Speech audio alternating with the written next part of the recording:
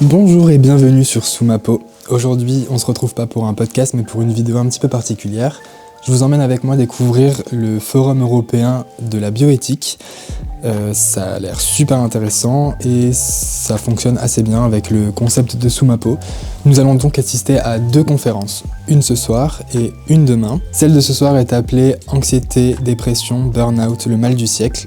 Donc pendant 1h30 avec des intervenants, psychiatres, psychologues, philosophes, médiatrices. Il y a vraiment un ensemble de professionnels assez vaste et éclectique qui vont aborder ce sujet-là. La seconde conférence aura donc lieu demain et portera sur les identités et la santé mentale. C'est donc un programme fort et nécessaire qui nous attend. Et sur les conseils de mon conjoint, j'ai décidé de vous emmener avec moi. C'est quelque chose que je n'ai pas encore fait. Et du coup, s'il y a des événements un petit peu comme ça qui tournent autour de tout ce qui est cause sociale, santé mentale bien sûr, j'essayerai d'y aller pour pouvoir vous emmener avec moi. N'hésitez pas à me dire si vous aimez partir en immersion avec moi, et si c'est le cas, je ferai plus de formats comme celui-ci. Il y a sûrement d'autres événements qui tournent autour des thématiques qui m'intéressent et qui intéressent le podcast, donc réellement ce sera avec plaisir de vous emmener avec moi. Pour commencer, qu'est-ce que le Forum européen de la bioéthique ?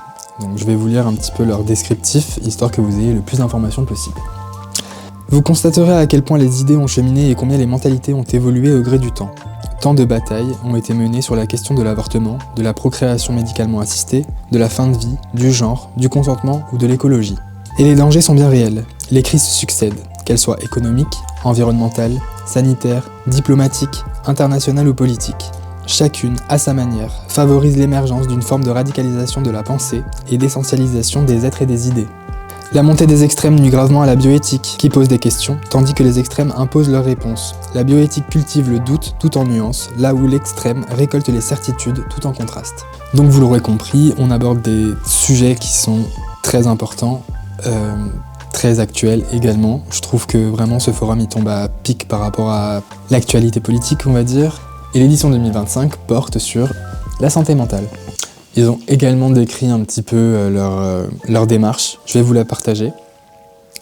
Édition 2025, santé mentale et bioéthique. En France, la dépression touche 1 adulte sur 6. Et pas moins de 16 millions d'entre nous ont déjà utilisé des psychotropes. Entre 2019 et 2022, chez les 12-25 ans, l'assurance maladie a observé une augmentation de 20% des maladies psychiatriques et de 60% de la consommation d'antidépresseurs.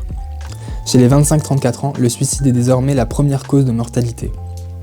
Depuis 20 ans, partout dans le monde, les problèmes de santé mentale ne cessent d'augmenter, notamment dans les populations les plus fragiles. Jeunes, personnes âgées, sans-abri, détenus, femmes enceintes, c'est dire si la santé mentale a un problème de santé publique. Pourtant, la prise en charge psychiatrique et psychologique reste encore trop souvent un véritable parcours du combattant. La psychiatrie est en crise. Manque de lits, de psychiatres, d'infirmiers, d'infirmières, manque de moyens et de reconnaissance, au point d'être souvent relégué dans l'angle mort de la médecine. La santé mentale pose avant tout un problème de définition. Et comme disait Albert Camus en 1944, mal nommer les choses, c'est ajouter au malheur de ce monde.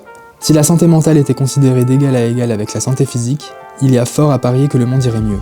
Cette année, au Forum européen de bioéthique, nous tâcherons d'explorer la santé mentale avec le même degré d'exigence que celui attendu pour la santé physique. Évolution, diagnostic, thérapeutique, sociétale et juridique. Donc nous allons assister à ces 2 conférences ensemble. Bien entendu, je vais essayer de vous prendre quelques images, essayer de capter un petit peu certains passages si c'est possible. Je ne sais pas encore exactement comment ça se passe sur place, mais je vais essayer. Par contre, ce sera à l'iPhone, ce ne sera pas à la caméra pour plus de simplicité.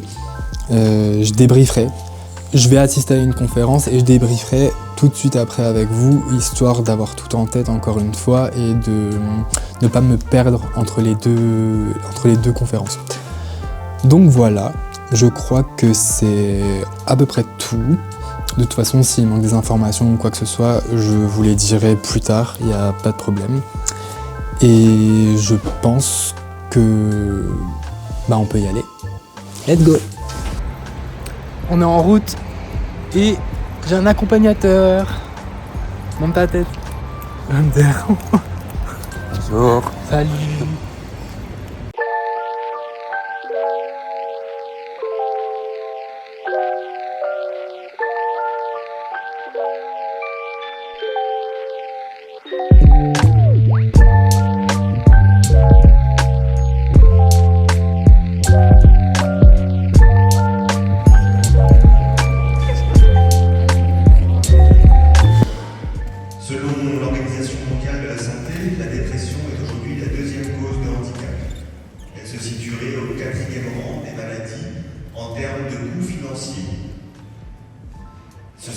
350 millions de personnes dans le monde chaque année, et en France, selon les études, cela diffère, et parfois jusqu'à 11% de la population française.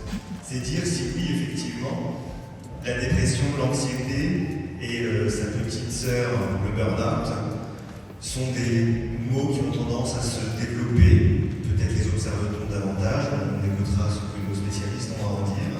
Les facteurs sociétaux sont liés à cette augmentation de la souffrance psychologique, alors que nos quotidiens semblent globalement plus confortables sur certains points que ceux de nos grands-parents.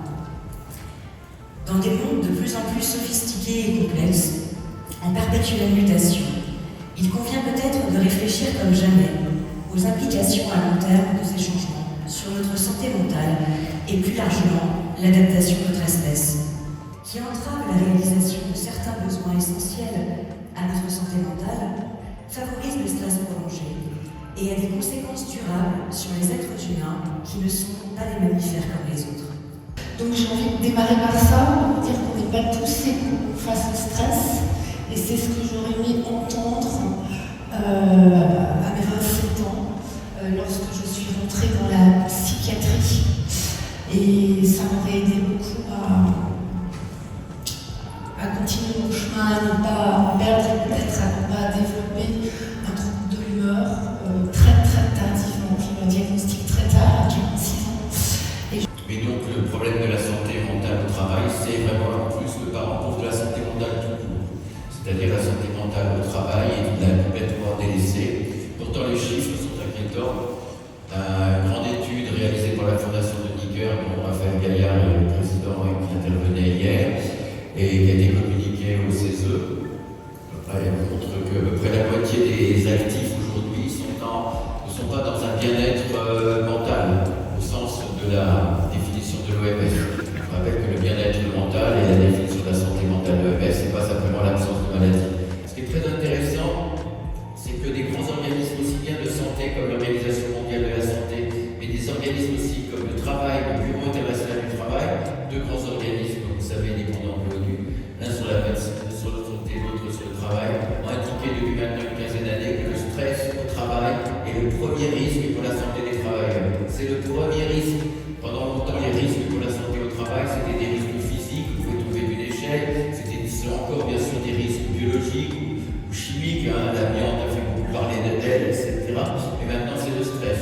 Et c'est quelque chose qui est extrêmement inquiétant. Il faut être stressé en étant dans des bureaux climatisés avec des plantes vertes, avec une belle cafétéria pour manger à la pause, etc. Non, les causes de stress au travail sont dans deux domaines. D'abord, des organisations du travail qui sont complètement délirantes.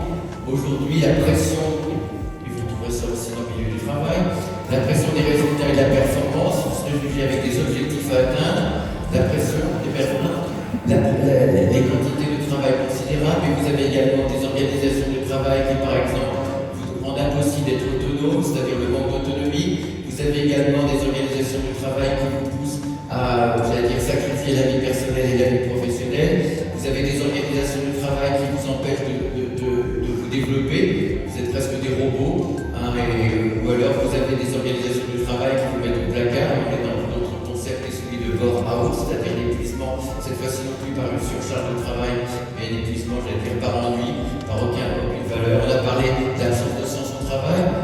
Madame tout à l'heure indiquait que lorsqu'on vous demande de faire des choses qui sont contre vos propres valeurs, etc., vous avez tout ça. Donc ce problème d'organisation du travail est un problème central. Et un deuxième grand axe de cause de travail, et la France, là encore, excusez-moi, nous avons beaucoup de recordman dans les statistiques européennes, c'est le management. Le management français est une catastrophe aujourd'hui. C'est pas moi qui le dis, c'est les rapports européens, c'est France Télécom. Et puis on s'aperçoit que les gens qui sont suicidés, on a beaucoup parlé de suicide, mais le nombre considérable de burn-out qu'il y a eu après l'affaire de France Télécom nous montrait que c'était des gens qui étaient surinvestis. Le surinvestissement est dangereux. Donc il faut apprendre aux gens à ne pas tout mettre ses œufs dans le même panier et en effet développer des hobbies, des choses comme ça. La pratique de la relaxation, l'activité physique, l'alimentation. Là encore, il y a une éducation sanitaire à faire sur la santé mentale. Où sont les programmes en public? Où sont les programmes qui vous expliquent comment pour se protéger au niveau santé mentale? On vous explique comment faire pour ne pas avoir un infarctus, le régime, le cholestérol. Il n'y a aucun programme de santé publique sur la santé mentale. En ce moment, à la montée des extrêmes, je ne suis pas sûr que tout toute personne puisse avoir accès à ces informations, aux soins. Donc j'ai vraiment l'impression qu'il y a la justice sociale qui est intrinsèquement liée à toutes ces problématiques. Quelle est votre vision des choses par rapport à ce qui se passe actuellement dans le monde ?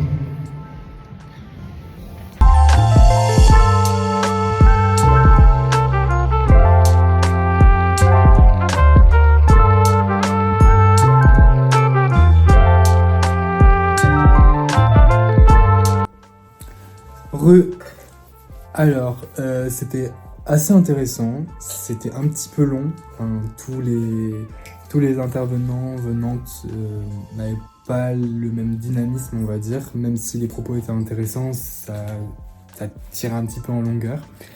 Il y a des petits passages que j'ai notés parce que je les trouvais très courts mais très pertinents à la fois.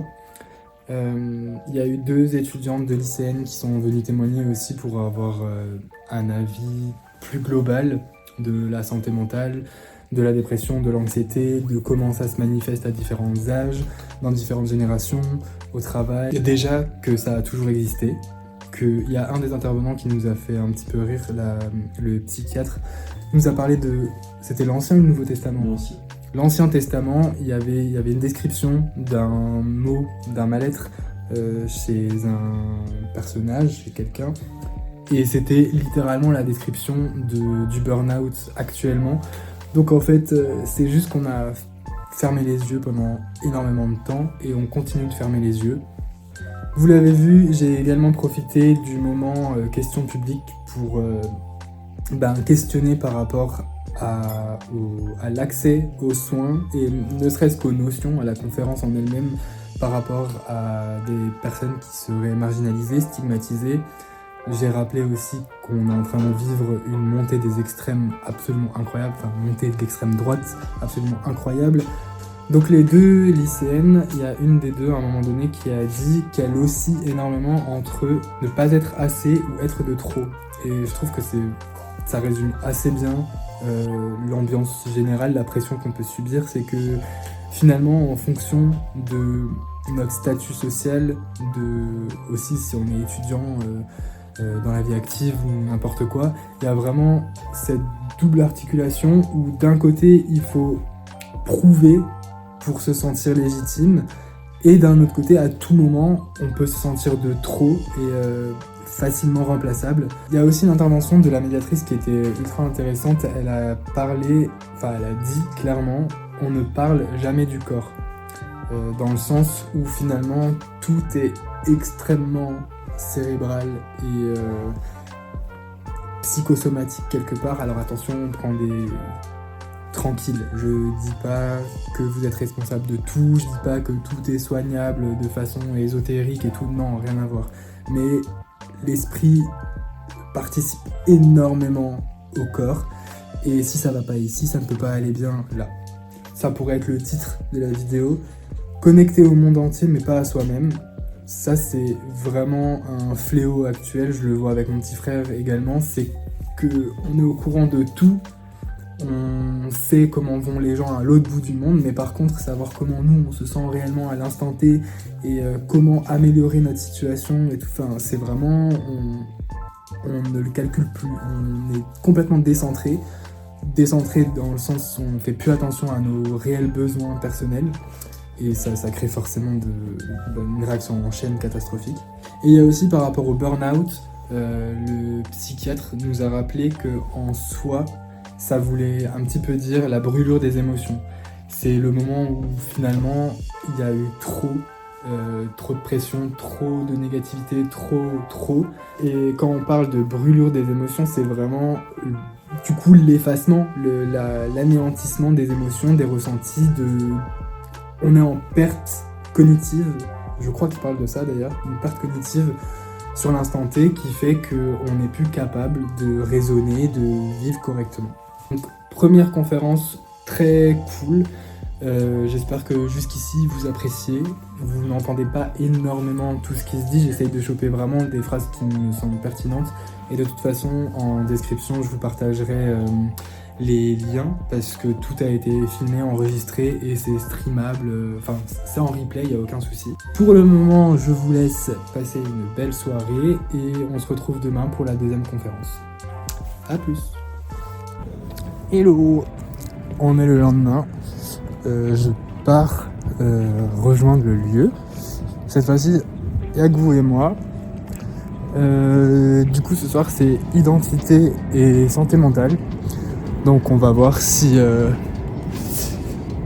les différences entre les profils, les gens est pris en compte. C'est un petit peu ce que j'avais essayé d'amener avec ma question hier en parlant de justice sociale. Nous ne sommes pas toutes et tous égaux, je pense qu'on le sait. Et il y a vraiment des catégories de personnes qui ont du mal à avoir accès aux mêmes soins que nous, voire juste aux informations. Donc on va voir si ça parle de tout ça. Et quoi qu'il arrive, je débrieferai de toute façon après en rentrant à ma maison. Il fait froid. À toutes.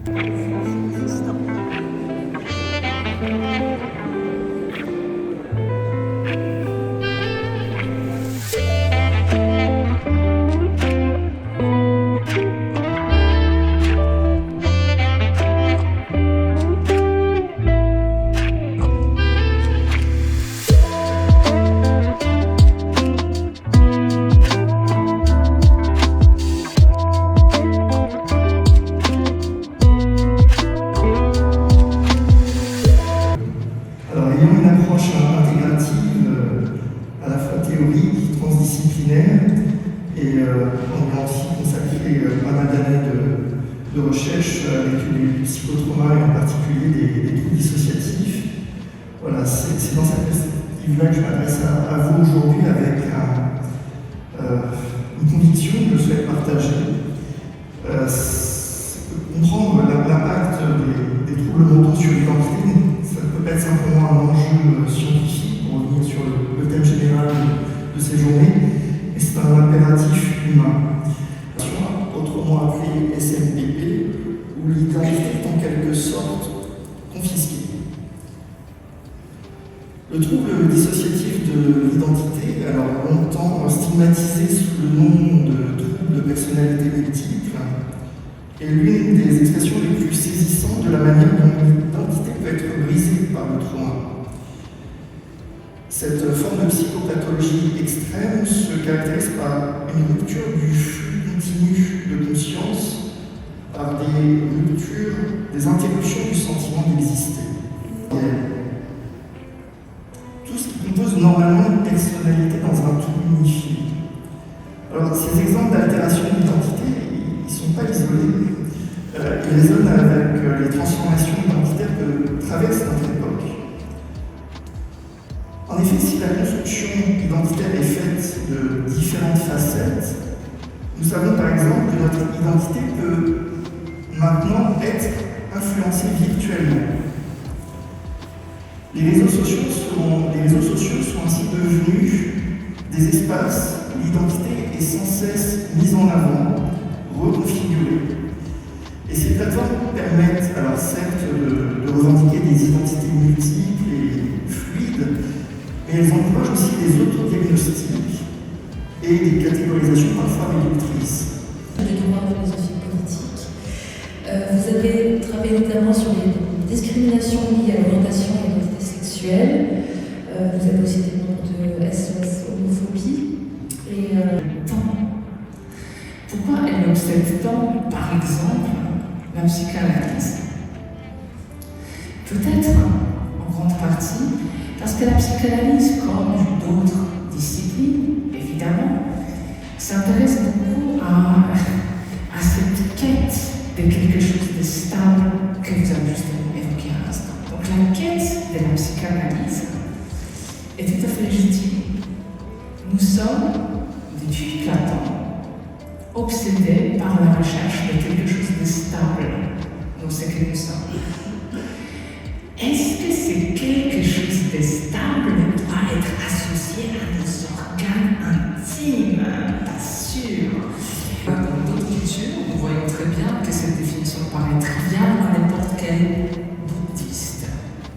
le bouddhisme pense que l'attachement à ce qu'on croit être notre identité, c'est la source de toutes les souffrances. Donc, d'abord, on doit se détacher de cette quête de l'identité, de la stabilité de moi, pour comprendre que moi, ce de moi est aussi important que les moi des autres. Ce qui, dans le bouddhisme, évidemment, conduit à une égalité extrême et à une considération absolument, ma souffrance est aussi importante que la vôtre est aussi importante que la mienne. Elle identifie garçon à la naissance. De même, la notion je suis homosexuel, j'espère qu'un jour on va s'en débarrasser. Mais il faut que la société aide à s'en débarrasser. Il faut que, et j'en ai parlé il y a quelques années à cette même table, il faut que la notion de coming out puisse disparaître de notre vocabulaire. On n'a pas à faire des coming out sur des questions privées. Mais le fait que nous avons assisté à des changements extraordinaires de notre vivant, du point de vue de la dépsychiatrisation et la banalisation de l'homosexualité, mais de contraire, beaucoup d'espoir. Donc, de nouveau, vos enfants vont bien tant que la catastrophe définitive n'arrive pas du côté du néolibéralisme. Donc, la réflexion sur le trouble post-traumatique au niveau des populations me paraît être vraiment quelque chose d'essentiel dans les contextes du monde où les nationalismes renaissent. Voilà ma petite réflexion sur ça, parce que je pense que ces identités-là, elles sont fondamentalement associées à la peur, parfois réelle, parfois imaginaire. Comment finalement les blessures, les ruptures, les fractures aux générations précédentes, des souffrances. Mais quelque part, l'identité, c'est quelque chose qu'on va nous transmettre, quand même. Ou alors est-ce que c'est quelque chose qu'on se forge à la force de son expérience? Sort d'une société où on est tous plus ou moins pas bien titrés. Une génération, enfin, essaie de s'emparer des outils qui sont à leur disposition pour nommer des choses de façon plus ou moins maladroite, peut-être trop, peut-être pas assez. Et on dénonce cette tentative de s'en sortir comme s'il s'agissait d'un syndrome en soi. Pour moi, c'est quelque chose qui doit être vu comme une activité effectivement propre à toute une génération, un ballon d'essai. On va voir si, en faisant ça, on est moins toxique que nos parents.